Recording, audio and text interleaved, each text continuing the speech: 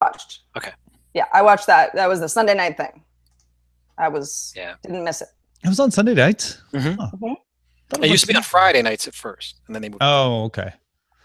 Well, plus that was at a time when I didn't have weekends off, so probably felt like the middle of the week. Yeah, yeah. Yeah, because I used to watch The X-Files. Whose Line Is It Anyway? Star Trek: The Next Generation. Star Search. All the syndicated shows. I liked Star Search. That was the show I love Star Search. It was great. Yeah. I used to watch it for the stand-up comedians. Because at the time we didn't have cable, so there weren't a lot of stand-up shows on broadcast networks. And so that was kind of the only place you could watch it other than like staying up until 11. Yeah. It was just, I mean, it was so hokey. I just loved it. The spokesmodel things were ridiculous. Like, I think, that's an actual talent because you have to do the swimsuit, right? You have to do a speech, and there was one other thing you had to do. And that was on Star Search? Yeah. They would like literally, like the judges would like pick the better one. It was the original American Idol. The original American Idol. The original American Idol is a show called Stairway to Stardom. I have seen it religiously. Yes, it's great, isn't it? It's Stairway to Stardom. It was a cable access show out of New York. Yes. And it's this guy who looked like it was done in the early 80s, and it looks it. Wasn't there a 60s era one too? No, it aired from 78 to 92. But I thought there was like a singing competition show in the 60s, but this isn't a competition. It's just a talent show. It's like a recital for the local. It's so good.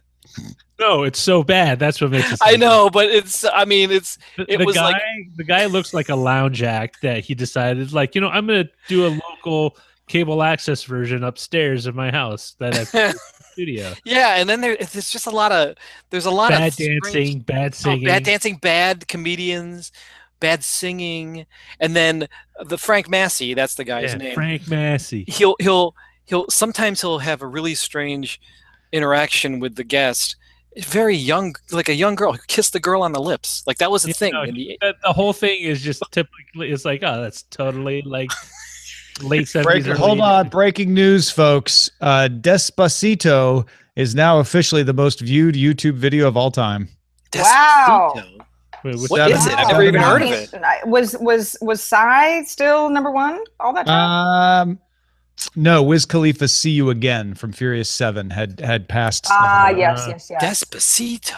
What is now? I feel like an old Daddy Yankees. Despacito. Yeah. I gotta know what that is. It's that Justin Bieber song. It's originally not a Justin Bieber song. It's an old song, but featuring. Yeah, I don't watch a lot of music videos. I've never seen it. I've never seen it either. So who's watching it? Well, 3 million people are watching it, Len. The millennials, I guess. Sure. They're watching it on their phones, which goes right into today's story. Just let me know when you go. The live stream goes live, Tom, and I'll tweet it. It's live. Sorry, I took us live a couple minutes ago, but you guys are so into talking, I forgot to mention it. I'm hiding, just so you know. Hello. And, we got a minute before we'll start. Hello. Cool. Start the show. Well, I'm thrilled. Well, you weren't doing anything like your video was presentable. Yeah. It's from all of our time at Twitch. I know that used to the whether camera. or not a show is officially on or not, you have to act as if it is. I feel like because we're recording audio at that point, it's really not that much of a change to add the video. Nah. During the Sarah has to put on her top for the video portion of it. Why did you go live before I got dressed? I wasn't looking at the video. I'm sorry. Are you guys ready? Yeah. Okay. Here we go. Daily Tech News Show is powered by its audience, not outside organizations. To find out more, head to dailytechnewsshow.com/support. This is the Daily Tech News for Friday, August 4th, 2017. I'm Tom Merritt. Joining me today, very excited to have Miss Sarah Lane back on the show. How's it going? It's going good. Yeah, you know, I've been on DTNS at some point in the past, but it's been years. It's been a while. Yeah, so I'm really happy to be back. Yeah, it's good to have you back. And of course, Len Peralta here to illustrate the show. Like old times, Len. Just like old times. Missed you last week, but back in the seat and we're ready to... Oh, and it, of course, forgot, it is Hat Friday. Oh, right. Sarah, did I not mention that it's Hat Friday? I apologize. No, you didn't. But as luck would have it, I actually... Do you have one handy? I have just the hat. Oh, boy. Oh, wow. That hurts, Sarah. Happens to just be the... It's 2017 NBA Finals Golden State Warriors hat. Follow the NBA, but very special. You know Len's from Cleveland, right? Won the championship. You know, I didn't do this to upset Len. I got this hat a week ago from a friend of mine who actually went to the finals. I'm not even cool enough to go to games like that, but she doesn't care about basketball as much as I do, so she gave this to me as a gift. And you know, on any other Friday, I would have on a Cleveland hat, so it's it's all right. Hey, I'm surprised none of you have a Despacito hat, as it is now officially the most viewed YouTube video of all time, stealing the title from Wiz Khalifa. See you again. No longer. Oh, Psy's third. Psy's Gangnam Style. That's old. That's old news. Poor Wiz. Has anyone gotten a hold of him? We should reach out. Yeah. We'll have Roger get on that and let you know if we hear back from Wiz Khalifa on how things are going.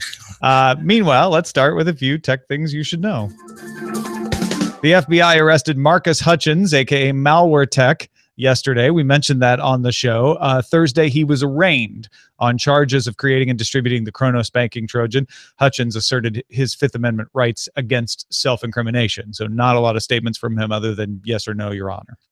It's kind of hard to know. You know, when you know how to find things, you probably know how to distribute things as well. Yeah, The Guardian has a couple quotes from security researchers saying investigating a Trojan could appear to the uneducated eye as contributing to it in certain cases. So we'll see. All right, moving on. Pictures of Microsoft's Larry Herb, aka Major Nelson, as you may know him, appeared on Reddit, showing him testing Spotify on the Xbox. A source told The Verge that such an app is being tested internally and should arrive soon. Oh, well, okay. That's been on the PlayStation for a couple of years, so I don't use Spotify, nor do I have an Xbox, but I'm sure there are a lot of happy people out there. Now here's some more top stories. Anuj Sharma, Lenovo's Indian head of marketing, told Gadget 360 that starting with the K8 Note, Lenovo is going to start shipping their phones with stock Android instead of the Vibe UI skin. Sharma said the change is due to customer request and should allow for speedier updates. Lenovo-owned Motorola has used mostly stock Android since the launch of the Moto X. I like this trend. More stock installations of Android, please. I love the explanation too. It was like, what prompted the change? Customers requesting it. People wanting it. They've been doing since the beginning of Android. People hating our UI. Right. I think Samsung and HTC to a certain extent are the only skins that I hear people defending, saying, oh no, they do a better job of this and that. Yeah. Moving on, Coinbase has decided to support the Bitcoin fork Bitcoin Cash by January 1st of next year. Customers with Bitcoin stored at Coinbase will be able to withdraw Bitcoin Cash. And when the fork occurred on August 1st, holders of Bitcoin became able to claim an equivalent amount of Bitcoin Cash if exchanges supported it. Now, Coinbase has not decided whether or not to support Bitcoin Cash trading. May happen, may not. Coinbase only supports trading for Bitcoin, Ethereum, and Litecoin currently. A lot of people have said, Coinbase has changed their mind on the Bitcoin Cash fork. I don't see it that way. To me, this looks like Coinbase saying, all right, fine. We get it that you're upset that you should have, let's say you have 5 Bitcoins stored with Coinbase. You should also have 5 Bitcoin Cash at this point. We're going to let you have those cash. We're not going to stop you from having that. So you can withdraw it and do whatever you want with it. But we're not going to get into trading yet. Coinbase, this move seems like a way to appease some of its customers and keep them from withdrawing their Bitcoins. Right. But not encouraging the fork, which I feel like they're pretty firmly against. It's hard to keep track of cryptocurrency in general. that's my, I actually belong to this Slack channel that's all about crypto. It actually started as like just a regular nerd channel. Now all we do is talk about cryptocurrency. And so there are folks in that channel that follow this a little bit more closely than I do. But I mean, it changes on a dime, doesn't it? Yeah, on a coin, on a Bitcoin, on a crypto coin, on a Bitcoin Cash coin, depending on the day. My joke. Shoot. Yeah, sorry about that. I just couldn't resist. I think it's still too early to tell about Bitcoin Cash.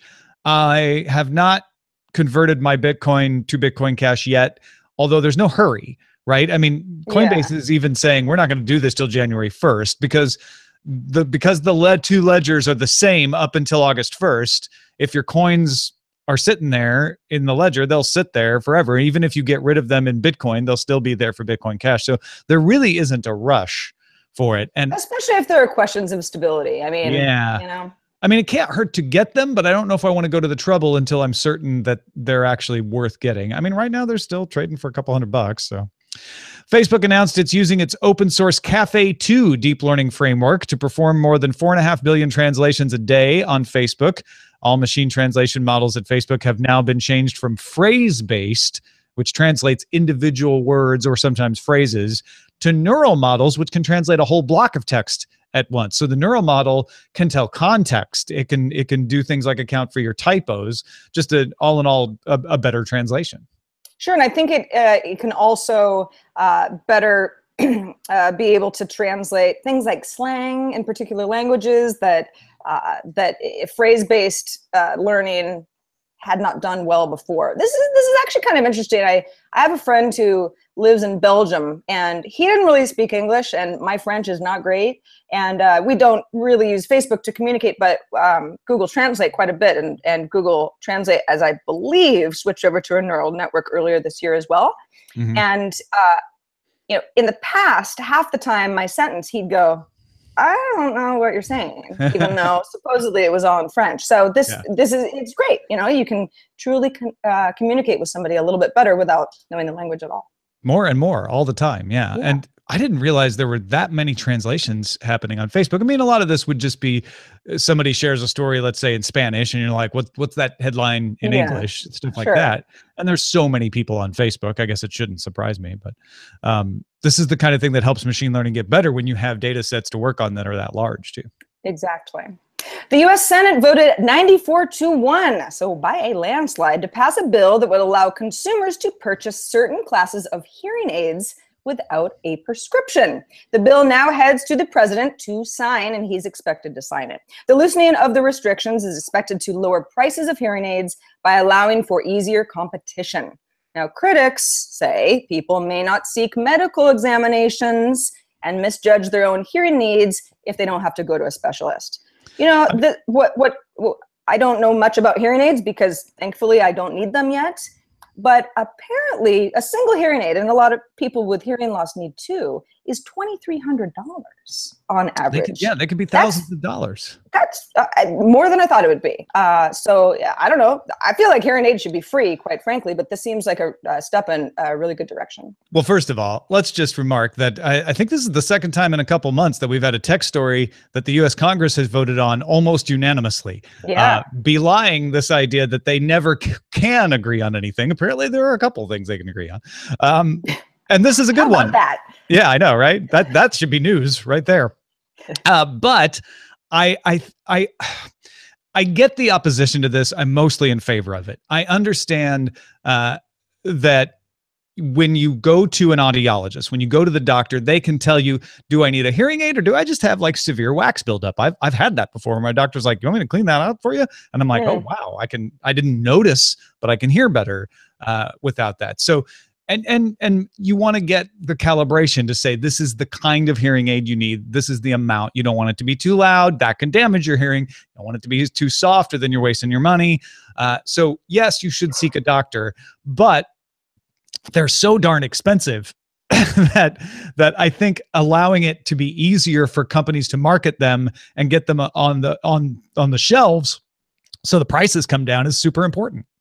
It's also, I doubt that there's a whole lot of hearing aid abuse going on the way that, FDA approved drugs might, it makes a lot of sense. So you've got to go get a prescription and a doctor has to say, yes, you really need this so that you don't, turn into some sort of an addict. It's like, I've never heard of a case where somebody was abusing a hearing aid for the wrong reason.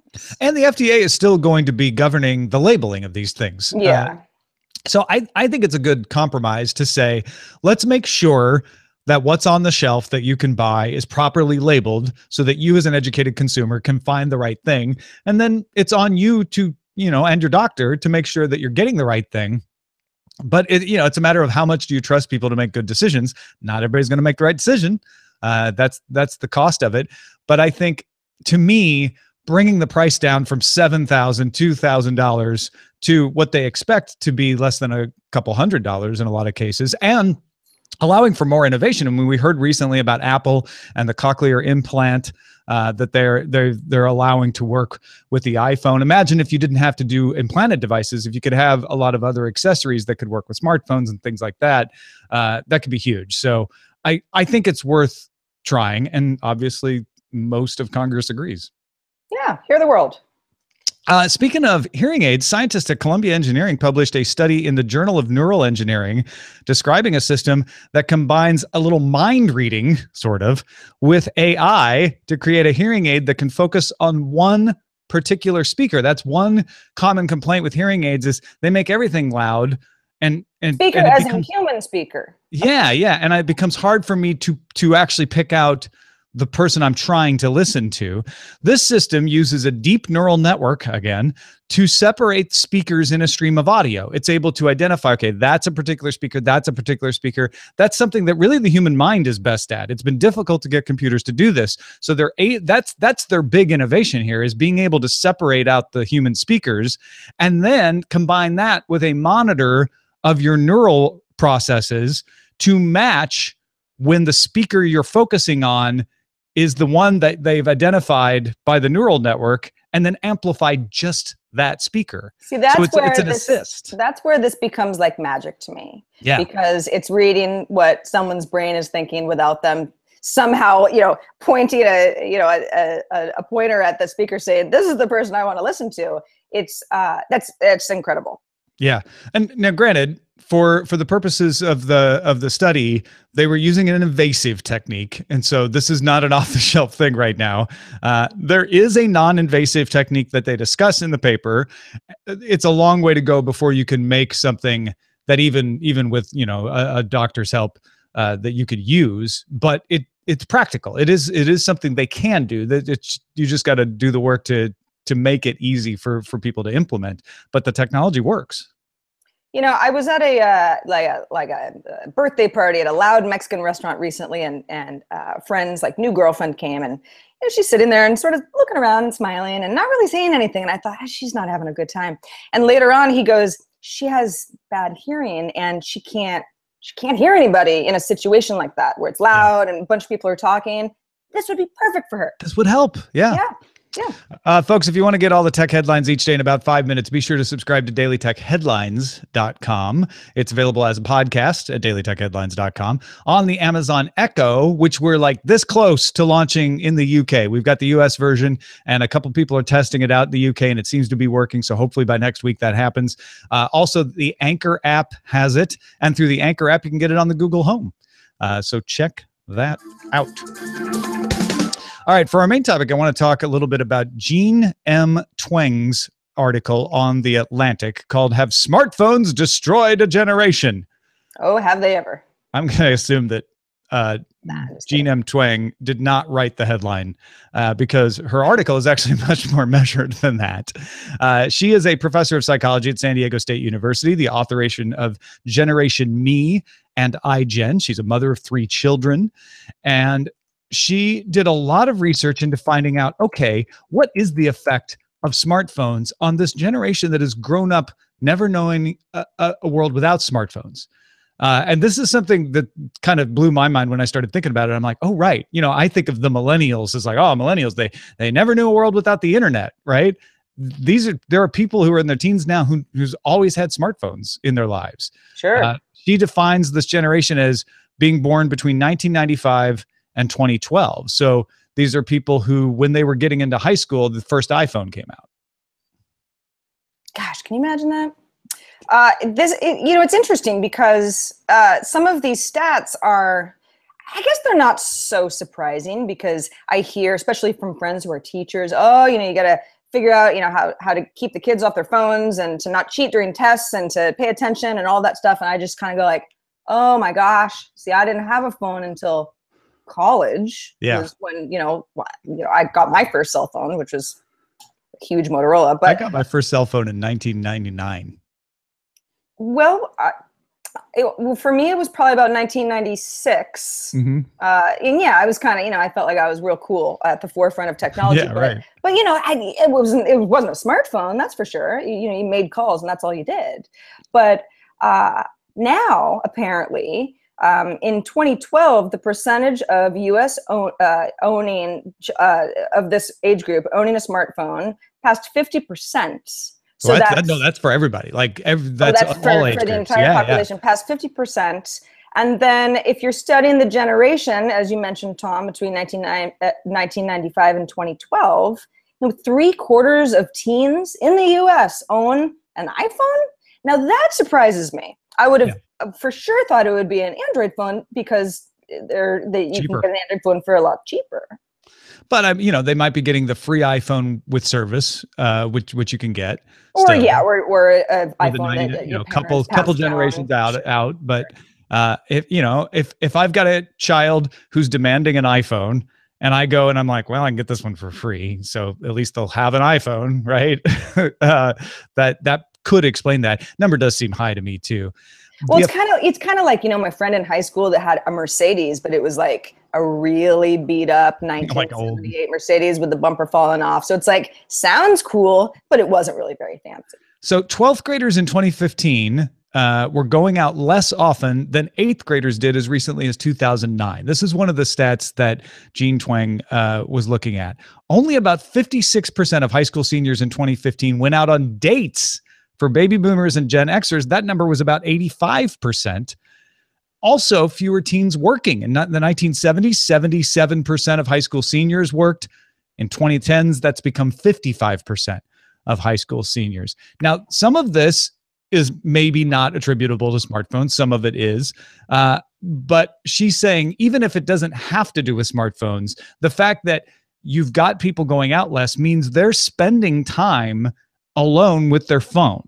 And that's having some positive effects. It's having some negative effects. So on the positive side, because they're putting off getting driver's licenses. I remember when I was a kid, like, you wanted a driver's license the minute you could get it. Kids are kind of being nagged by their parents to get a driver's license so the parents can stop driving them around. But that means they're less likely to get into a car accident. Not wanting a driver's license on my 16th birthday, but one in 4 teens do not have a driver's license at the end of high school in the U.S.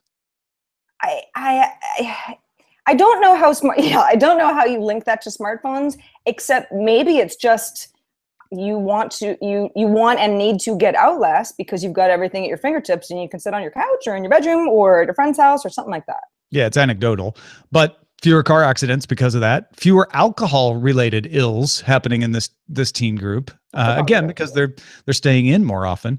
Number of sexually active teens has been cut by almost 40% since 1991, and that means the teen birth rate hit an all-time low in 2016, down 67% since its modern peak. I remember when I was in high school, the angst parents had. How can we teach kids abstinence? How can we teach kids, to be safe and responsible? Apparently give them smartphones.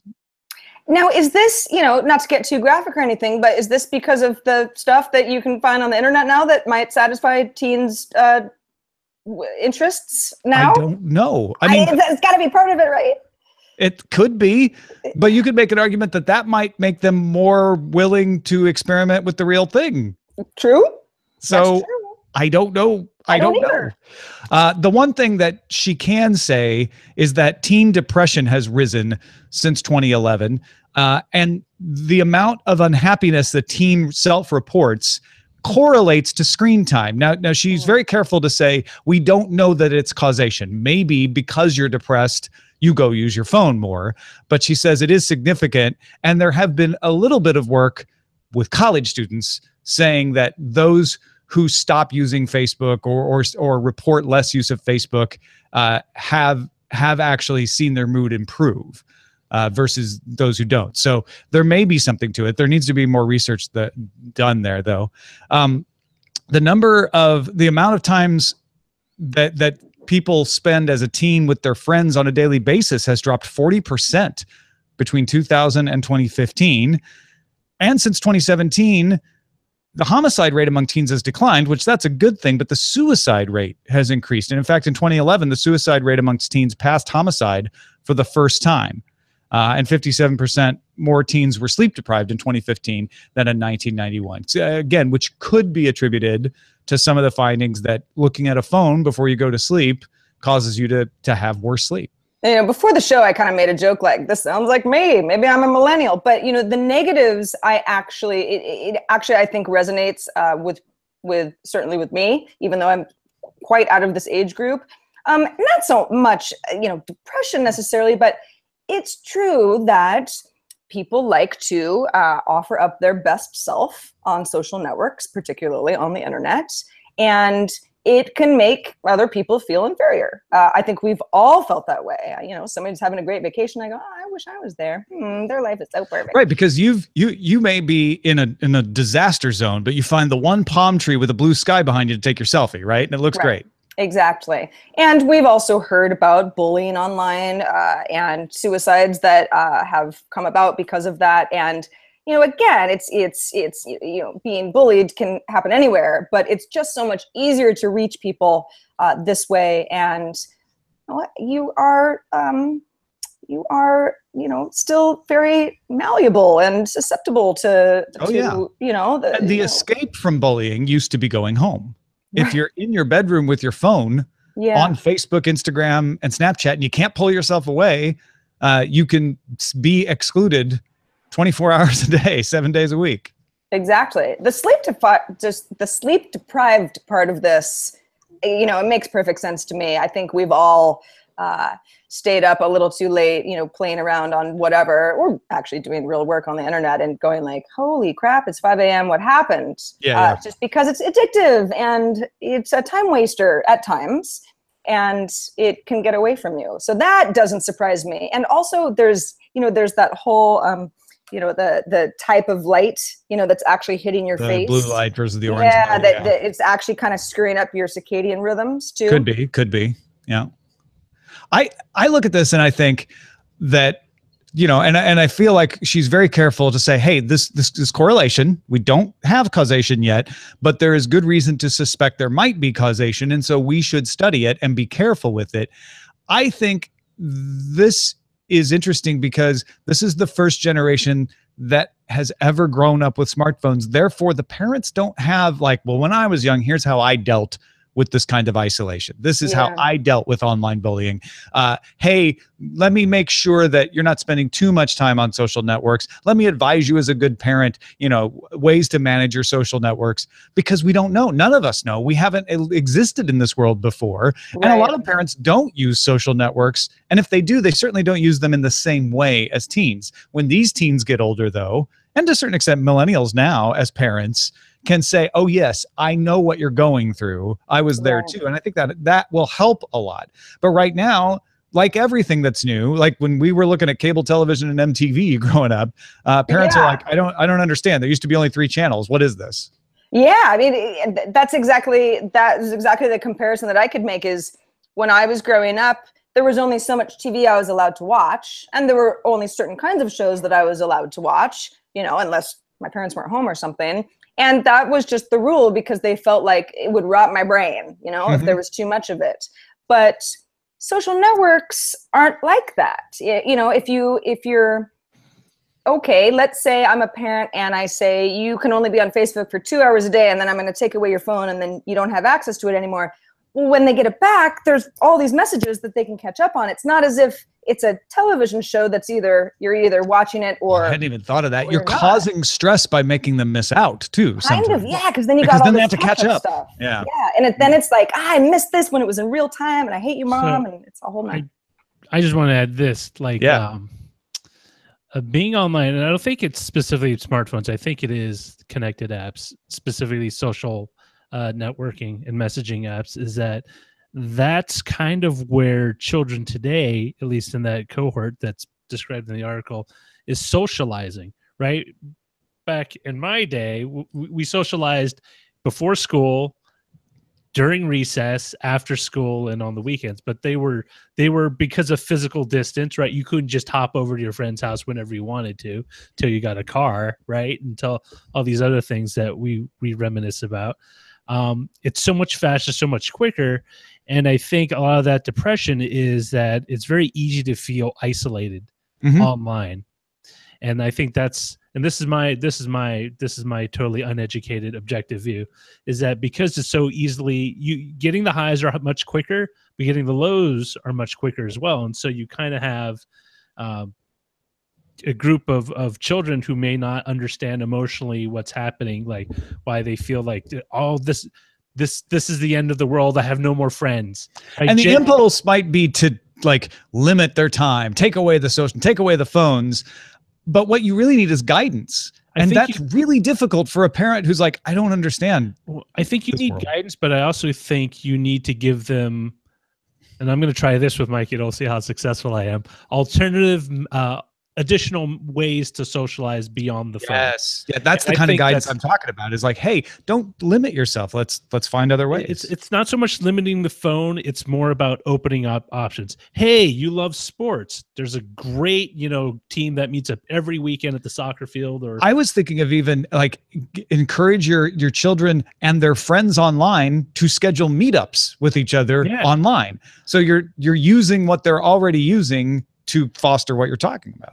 I think there's a sort of layers of context that become problematic, particularly when you're young, but it could happen at any age, really. It's like, if I was 16 years old and someone had a birthday party and I wasn't invited, I'd be bummed about it. I wish I was invited. Why didn't I get invited? Well, now there's 400 pictures on Facebook. Everybody's tagged. Everybody's smiling, having a great time. It's like, I'm going to feel so much worse because it's just like in my face so much more. But Facebook was designed to do that. You're supposed to, be categorizing everything. I think there's, and you know what? I think there's kind of a, I wouldn't say flaw, but a kind of a fallacy implied in that to be successful, you need a lot of friends. Right. And as we know people in our lives, and me, myself personally, that growing up, I didn't actually have a lot of friends, people I would go over to their house or they would call me, like at most maybe 5 or 6, but nothing beyond that, right? Everyone else was just sort of an acquaintance or a classmate, someone I maybe talked to about a test or a subject, but I wasn't like, we're real friends, let's change clothes or share jackets or something weird. Okay. I don't know. I was with you right up to that, but yes, right. You have a limited set of friends. But I think that by watching that, there's kind of an implied message. That person is so successful. Look how many friends they get to their, and that goes back to what I'm saying about guidance, is that some of the best moments of parenting that I experienced as a child was my grandparents sitting me down and going, hey, that thing you think is important, it's not important, right? And you need somebody trusted to tell you, like, hey, having the most friends on Facebook is not the most important thing. Now, kids may or may not listen, but right now it's not something that parents naturally are going to think to say in a lot of cases. It's interesting because I remember one, I would say, speech talk that my counselor gave me. It's like, I tell this to all the graduating students. One of the things you really need to be comfortable with is yourself and being able to live with yourself, be by yourself alone, like having social time, but understanding how to be constructive and how to be, how to have a normal behavior when you're by yourself, right? So you're not always constantly needing other people. It's not to say that you shove people out of the way. It's that you don't need a constant person by your side 24/7, right? There were big stretches of time, and I had a roommate who had very, very, a very long and difficult period because he just had very, deep-seated issues about not being constantly surrounded by other people, right? And so it's like, dude, you got to learn how to be able to kind of do your own thing and be happy with it, not to feel like, oh, this is what losers do, or I don't have any friends, that's why I'm by myself. It's like, no, it's not everyone's schedule syncs up and not everything works out so you're always constantly with your friends. Sometimes you just need to be with yourself, those kind of things. Well, thanks to everybody who participates in our subreddit. You can submit stories and vote on them at dailytechnewsshow.reddit.com and facebook.com/groups/dailytechnewsshow. A couple of emails. Robert from sunny San Diego is on it. He says, hey, Tom, Sarah, and Len. Quick note on Apple scrambling to release the next iPhone. Having been in commercial tech manufacturing for almost a decade, I can attest to one fact. Even the slightest change to a product can have unanticipated results. That they might be having difficulties with minor changes to the iPhone is no more surprising than any problem they might have with major changes. Long story short, if Apple's scrambling, it really tells us nothing about their kind of changes to come. And Sarah Lane, I miss you, Sarah Lane, in all caps. Well, thank you. He says, I know you probably have some really cool project going on that I was unaware of. Maybe Tom will be chivalrous enough to allow you to tell us about it. For once, can Tom just be chivalrous? Well, thank you very much. Do we want to address the iPhone issue first? I'm excited about the iPhone 8 because my 7 Plus has a cracked screen. You can't really see it, but it does. My 6 Plus did as well. Should probably get a case one of these days. So I'm going to get it, and I hope it's not delayed. That's all I can say about that. Yeah, there will be one. Whether it's the one that's been rumored, whether it's the one Apple originally intended, is a whole different thing. But yeah, I will try to be chivalrous and let you talk about what's going on. Oh yeah. Oh, okay. I think you would call me a sort of an independent host and producer at this point. I'm working on a new podcast. Actually, I tweeted about it the other day. Actually, and I'm really excited about it. And it's a behind the scenes thing. I'm producing it for someone else, and we're still in our infancy, so we're not totally ready to launch the whole thing yet. We've got some stuff to do, but it's going to be a lot of fun. It's an audio podcast, so you wouldn't see me anyway, but you might hear me pop up every now and then. So that's what I've been working on most recently. I'm also working on a feature film called Baby Gangsta. You might have seen me post about it on Facebook. If you haven't, you can go and see some highlights, some behind the scenes stuff. We shot some footage recently. Totally different arena for me. I've never worked on a movie, certainly not this closely before.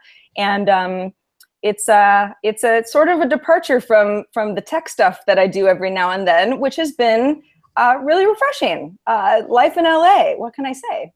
Fantastic. I hope this means that you have more time to show up here too. Anytime. This is super fun. I had a great time. Twitter.com/Sarah Lane or about.me/Sarah Lane if you want to keep up with what Sarah's up to. Len Peralta, what have you been up to this episode? Well, I wanted to chime in, but I thought it might be best for me to hold off till the very end of this. Of course, those who know me know that I have a lot of children. Right now, I've got 4 teenagers that are going through sort of what this is all talking about with the smartphone and stuff like that. I actually have a sophomore in high school who this drawing is based on, sort of, not entirely, but he has a problem with screen time. But the one thing that got me in that article was the talk about people, how they feel alone, how they feel left out, and that's what this image sort of talks to. Using the Facebook like. It's asked, does anyone like me really? A lot of times I feel alone. I often feel left out. I wish I had more real friends. I don't like feeling this way. I don't like feeling alone. Do you follow? Using the little follow thing. Will you reach out to me, or you just let me like? Wow, that is so good. And there's a sad face on the bottom. Yeah. Some of the things that we've done, just real quickly, is do what Roger was saying. Is give them other options. Like we have game nights, and we're setting them up via their phone. Things where we can get them out to do things, or some kids are a little bit better than others, and need a little more guidance and a little more help with with managing their free time. So that's an important thing to know as you're moving into taking care of teenagers and beyond as well. So, but anyway, this image is available at my online store, lenperaltastore.com. You can also back me at Patreon, patreon.com/Len, at the DTNS lover level, and you can get this immediately as a digital file. So there you go. Well, I just liked this on Twitter. I don't know what kind of irony that is, but it's really beautiful image. Yeah, go look at this. Anybody who's at all interested in that topic that we were talking about today, go take a look at lenperaltastore.com just to see it. It's really well done, Len. Thank you. Nicely done. Thank you so much. Hey, thanks to everybody who gives a little value back to this show for the value they get from it. It's why we're able to do it. That includes Travis Height, Bill Bagwell, Willem Rainers-Tay, and many, many more. If you're someone who's helping us out on Patreon or PayPal or in any other way, give yourself a pat on the back, and thank you for making it possible at patreon.com/DTNS. Our email address is feedback@dailytechnewsshow.com. We're live Monday through Friday, 4:30 p.m. Eastern, 2030 UTC at alphageekradio.com and diamondclub.tv. And our website is dailytechnewsshow.com. Back on Monday with Veronica Belmont. Talk to you then.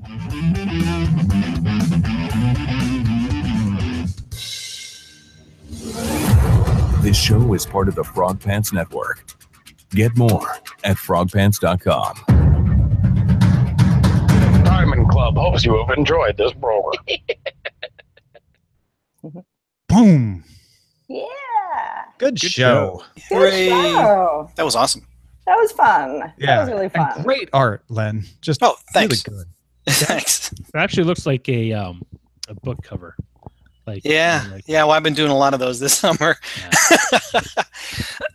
But this, it's funny. This is actually sort of based on my sophomore age son. Not that he's as bad as this, but sure. it can get it's like some days I'm like, I don't even see him till he comes around. It's time to eat something. It's like, what have you been doing? You've been on your phone the whole day. Like, why don't we do something? Why don't we get out? But I figured let's give him the summer off. He's going to have a lot of things coming up when school starts in a couple weeks, and he's of the age. I guess you got to pick your battles. You know what I mean? Like, if for people that have teenagers and things like that, it's not only working with them and being involved in their lives as much as you can, but also kind of giving them the chance to just sort of like chill out and be on the phone and stuff like that. As long as you kind of keep like like you understand kind of where they're at and you're not completely in the dark about their lives. I think that's one thing that those are the universal principles of good parenting that you espoused right there. Whether for the phone or whatever the next AR headset that all the kids are wearing or whatever comes down the pike, right? Yeah, and it's pretty important to. Yeah, I mean it's a constant battle and it's a constant struggle, and but hopefully they'll, they won't go off the deep end. It's hard though, man. These kids, they're living their lives. I was talking to my older son last night, like, how do how do you interact with Instagram?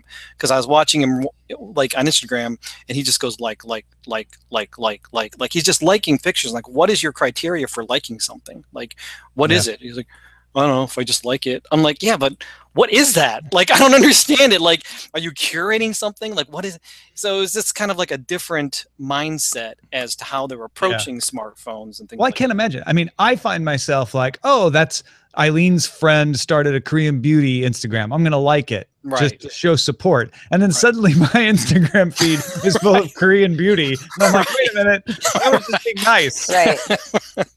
It also it messes up your Explore tab. If that's a place that you want to hang out. There are people that I know for whatever reason where it's like, again, it's sort of it's a polite like. I'm going to go ahead and follow you. It's the polite. And my Explore tab now, I'm like, what are all these classic cars doing? Oh, right, exactly. We've got some amazing titles here. Yeah. We have Millennials Phone It In, Generation Text, Lenovo Take Stock of Android, Can You Hear Me Now and Not Him, Back in My Day, Ellipses, Blame of Phones, All About Crypto, It Changes on a Bit Dime, Doctor's Approval Unwarranted for Hearing Aids, Smartphone Prone, Right Here, Right Now. I like left to their phone devices, actually. Left to their phone devices. That's a cool one. Yeah. Want to Cry, Savior Wants to Cry. I think we kind of did something like that yesterday. Yeah, that feels left over somehow. Will smartphone generation hear us? A generation of our phone making. I'll vote for that I one. don't get because that it's super one. fun. Our own making, a generation of our own making. Because it rhymes. Okay. Yes. Got it. Hey, speaking of kids and everything, my youngest daughter, is going to leave on a farm this weekend, and she's downstairs, so I got to say goodbye. Oh, she hasn't left yet. Okay, yeah. No, she hasn't left. I hear them downstairs, so I'm going to say. Well, tell her that we said have a great time. Yes, I will. And make sure you never stand behind a horse. It's a very bad idea. Very dangerous. Very dangerous. Sarah, it was great seeing you again. Take care. Great seeing you too. You got to come on Fridays. Fridays is when I'm here, so if you can make it on Fridays, that's the fun day. It's hey, honestly, anytime I'm free, I'm happy to join. It's like old times again. It feels good. Yeah, it feels really good. Excellent. All right. Via Zactar. Take care, everybody. Bye-bye. Bye. Bye. Bye. What do you think for the title? You liked millennials phone it in? No, I liked left to their phone devices. Millennials phone it in is missing on two parts. One is it's not about millennials. It's about the generation younger than them. And it's not phoning. And then phoning it in kind of feels like it's more critical. I like a generation of our phone making, but left to their phone devices also worse. They're both from Dark Redeemer, so it's not like we're going to offend them one or the other. Do you like any of these, Sarah? My Slack channel folks are like, you talked about us. The cryptocurrency. Or someone in the group was watching anyway. That's funny. Hi. Hi. Showbot.tv if you want to see the titles. Which one did you like? Generation of our phone making. It's Rogers. I like see, that one's so clever that I didn't get it and you had to explain it to me. So I don't know. I like which one did I like? Left to their phone devices. Yeah. Could you spell it like PHOWN? Like pone? Was that just too much? I think that might confuse it even more. Okay, all right, fine. Because then people think, they're poning devices. Right, yeah. Left to their phone devices is pretty good. All right. I mean, that was the discussion story anyway. Yeah. It was indeed.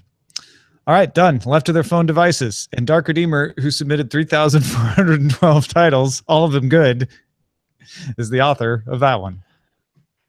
Coinbase to customers fork you. I didn't see that one. That's hilarious.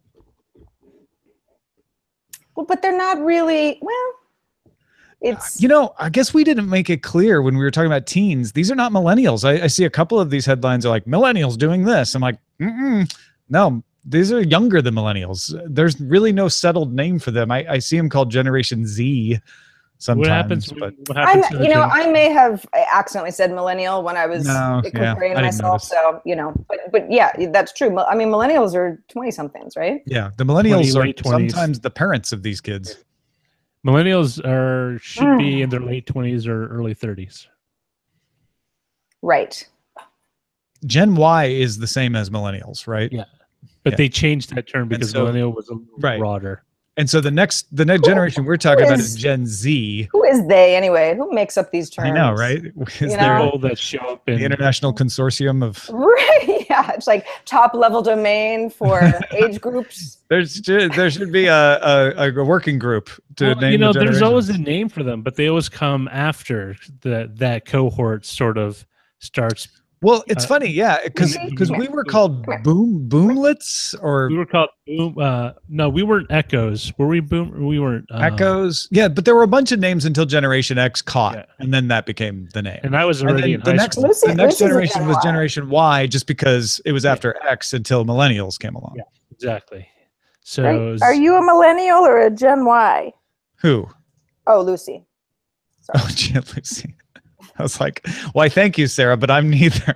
Lucy. Generation app. Lucy, my cat, is 10, so I guess she's never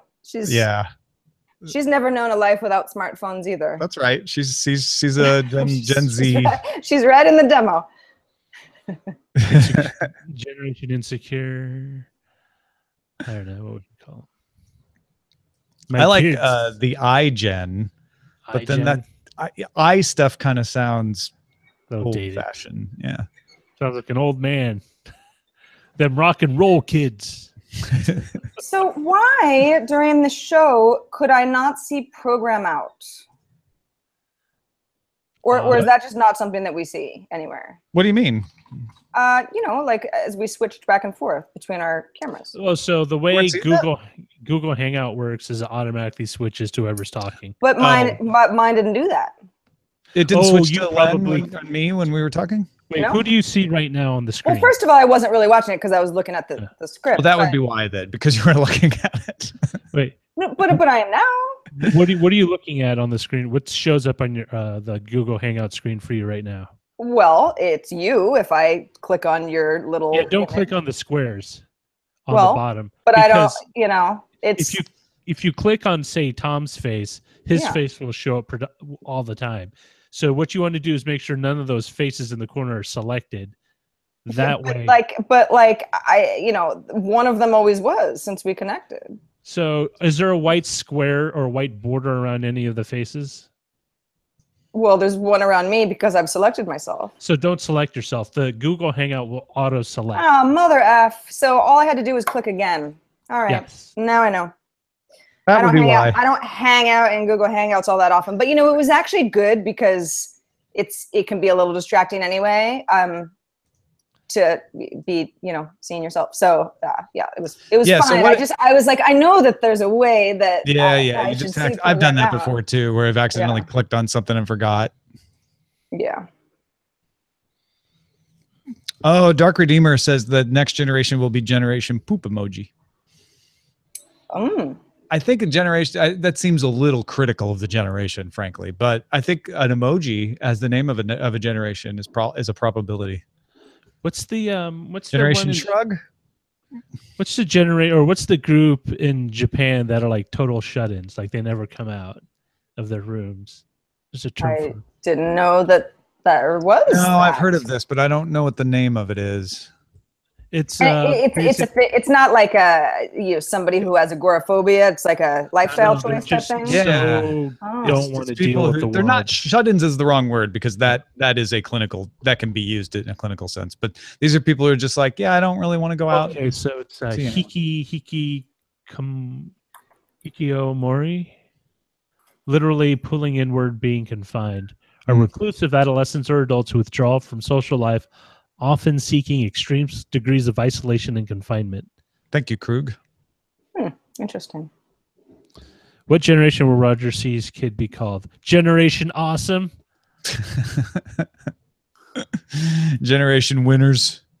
Wins. All the win. Nah, I'm going to do this typical Chinese parenting thing and browbeat them throughout life so they'll have a healthy, cynical view of their self-image. Do you need to browbeat them, or is that genetic? That's just what happens. What? You got a 98 on this test. What happened to the other 2 points? 99. Your cousin got 100. How come you didn't? Because I'm not my cousin. My parents were pretty strict about that stuff, but it was more like A's and B's. They didn't look at they didn't look at scores. They just expected A's, and if I didn't get an A, that was a disappointment. Disappointing you, Tom. I remember, A's and B's were the only thing that were acceptable in my house, where we were going to have a problem. But I remember going to college where it's like, you don't live at home and, you just kind of like, your parents aren't like getting copies of your report cards. Yeah. I remember I got a C in a class that I had taken that like, I thought I would like, and I just ended up not really liking it, and it's like, passing. It was an elective or something, and thinking like, God, I got away with murder because they're never gonna know. Yeah. Oh, the few times I got C's, I was afraid to let my parents know because I knew they were angry. B's were like, well, you can do better. We're not gonna be mad, but we're disappointed. Yeah. C's were like time to sit down and have a serious conversation. You about want to be satisfactory in your life, Tom? There were no C's in my. In fact, I remember friends, you know, D's and F's, that's a whole other thing. But like friends who were kind of like C's across the board. And I was like, your parents like aren't mad? And they were like, it's average. Yeah. You know, we're just fitting in. No, I lived in deathly fear of getting a D. I didn't know what would happen if I ever got a D. I would. I Yeah, never I understood the purpose of a D. Just combusted. It's like, to me, it just seemed like a folksier way of saying you flunked. like well, no, but we had an F too. Failed, but you're below average. Yeah. Which is just, it's almost worse. It just seems like after C, it's just like there was just a giant, like, well, there's no coming back from that. And they defined F. I remember in the 70s, they changed F because it went on my report card from being failure to being something else. Needs improvement? It was flunk. Oh, no, I know what it was. Yeah, you're right. They changed it from F to I. What? Yeah. For a brief period of time in elementary school, it became you get an I, which meant needs improvement. Oh. Or improvement needed, I guess, because it was I. There was also, again, this is college. You weren't allowed to do this in high school, but it was like, if you started a class and you were like, ooh, I don't know, I don't feel super confident that I'm going to do well, you could choose to pass or fail rather than get the grade. I remember that. That was college, though, right? It was, and it gave you, it was like you got fewer points, like elective, you know, towards graduation. But it could save you from basically getting a really bad grade. Because it didn't hurt you. All you had to do was pass. Yeah. Oh, I should have did that. I tried to drop my philosophy of physics class. It was totally not what I thought it would be. And I just so bored.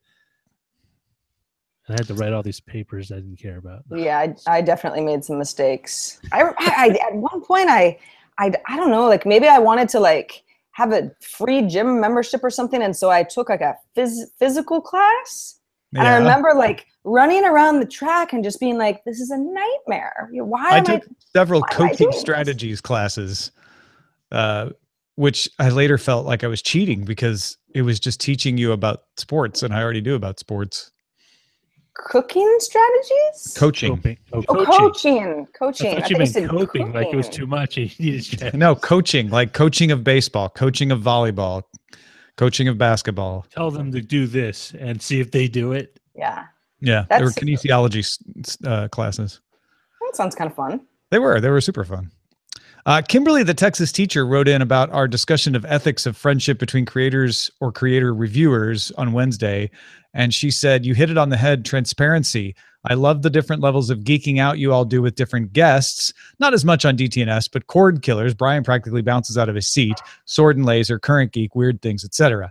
I feel I have a window into this cool creative community and love how you all help each other out. When you all disagree, it's professional and respectful. You all seem to seek out different viewpoints on many various subjects, and you keep it about the ideas, not personal attacks. I've actually suggested East meets West to my high school social studies, history, government teacher friends as an example for students in how to discuss issues with respect.